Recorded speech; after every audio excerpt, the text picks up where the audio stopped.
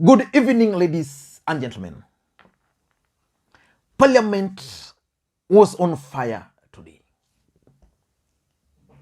William Samoei Ruto and his brigades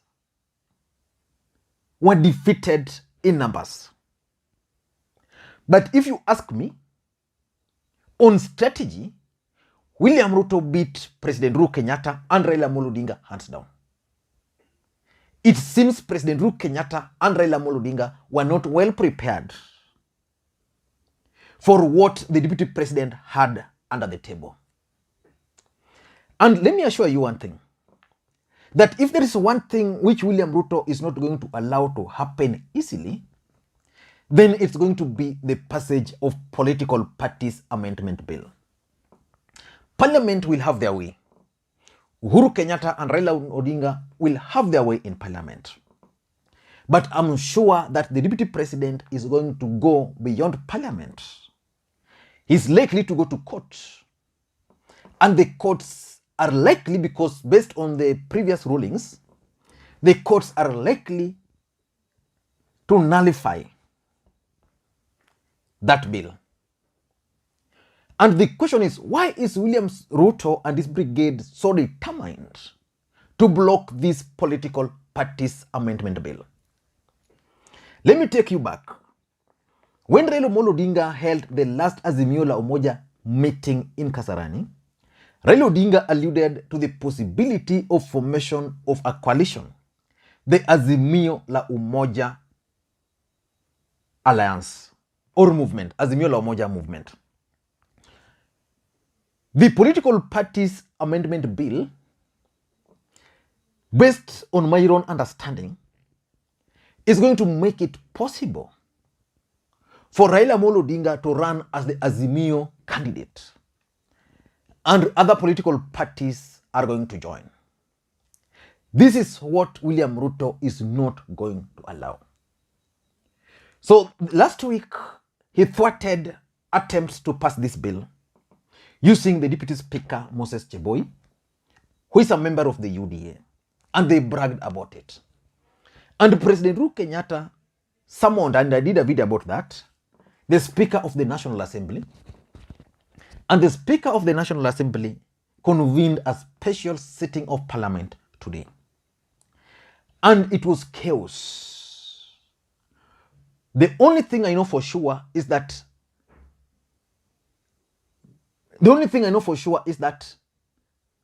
William Ruto does not have numbers in Parliament. The numbers he brags of are not real. But when it comes to strategy, I think he outwitted President Uhuru Kenyatta and Raila Amolo Odinga. Clearly, President Uhuru Kenyatta and Raila Amolo Odinga were not well prepared for what the deputy president had in mind. So I observed the following during today's debate.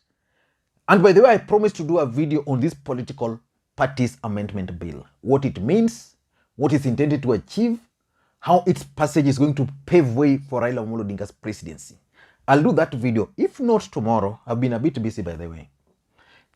If not tomorrow, then I'll do it the day after tomorrow. But for now, I just want to focus on what happened in Parliament. Raila Odinga and President Uhuru Kenyatta under Azimio la Umoja defeated the deputy president. He doesn't have the numbers. But I observed several things. The first thing I observed is that, number one, William Ruto doesn't have numbers. If you followed the voting, William Ruto did everything to get the numbers, to block this bill. Those numbers could not add up. On Raila Odinga's side and President Uhuru Kenyatta's side, there are certain things I observed also. For example, there were members of parliament who are not present in parliament. Why would Bondo, member of parliament, for example, Gideon Ochanda, miss in action on such an important day? Raila Odinga comes from Bondo. That's his ancestral home. His member of parliament down there was missing in parliament. There were other members of parliament from Nyanza who were missing. in parliament. Why were they missing? It means probably they were not whipped. But for William Ruto, he whipped his members of parliament. All of them came to parliament ready.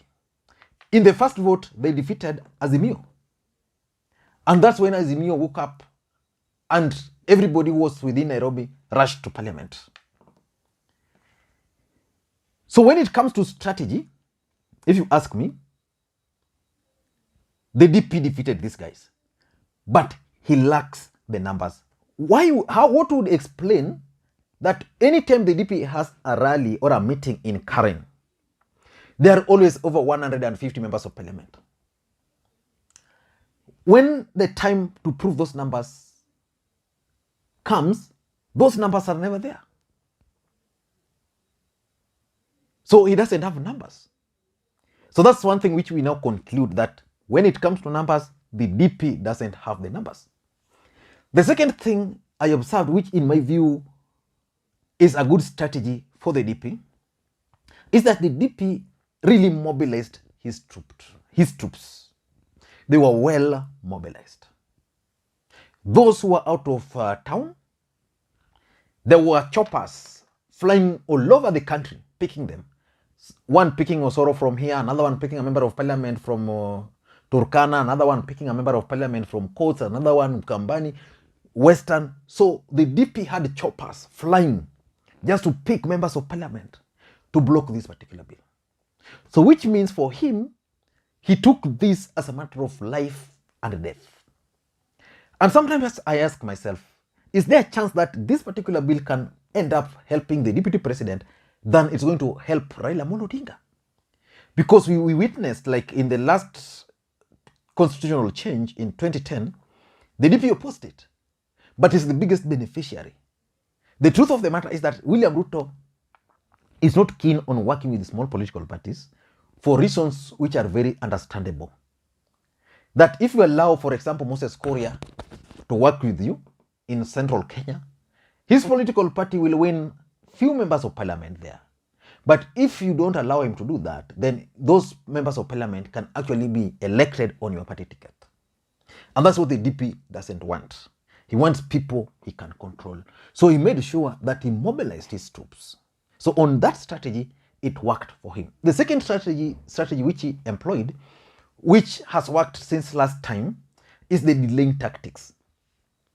When this motion was brought to parliament last time, they came up with amendments, and those amendments is the reason why that bill delayed up to today. So today, when they went to the House, again, they started applying the same strategy, delaying tactics. Almost 10 members of parliament from William Ruto's camp came up with the amendments. Some amendments were actually just thrown by the deputy speaker. But the truth is, their strategy was simple. Let us come up with amendments, the many amendments, so that they could dilute the bill. But sadly for them, the first amendment passed, and Azimio la Umoja learned their lesson. So they mobilized their troops. So other amendments, Alice Wahome's amendment was defeated, Eden Duale defeated. So I'm sure they are not going to bring any further amendments. They are likely to go to court. So that delaying tactics also worked for them. The other strategy which they employed, and this is something which should worry Kenyans. You know, when you look at parliament of today and parliament of the previous years, where we had James Orengo, we had Dalmas Otieno, we had Gitobo Manyara, parliament where we had people like Sally Kosgei, you know, people like Wanyiri Kihoro, they were debating issues.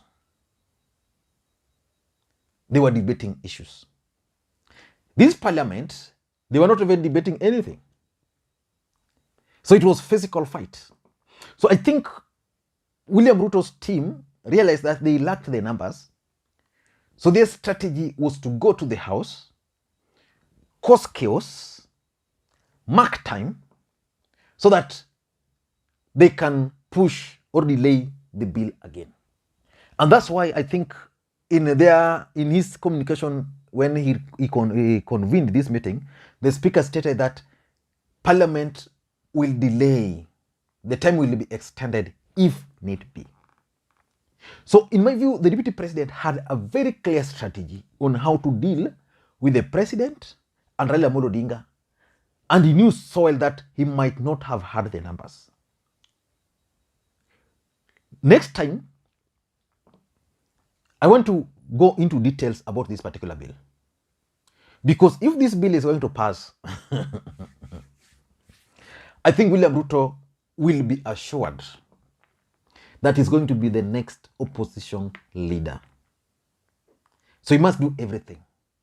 From Parliament, the DP will have to go to court. And of course, members of Parliament today wamekula vizuri. You know, I have friends in Parliament, both sides. Tomorrow I know they'll tell me what happened there. But the truth is, leo wajumbe wamekula vizuri. Because this bill meant everything for the DP. Until next time,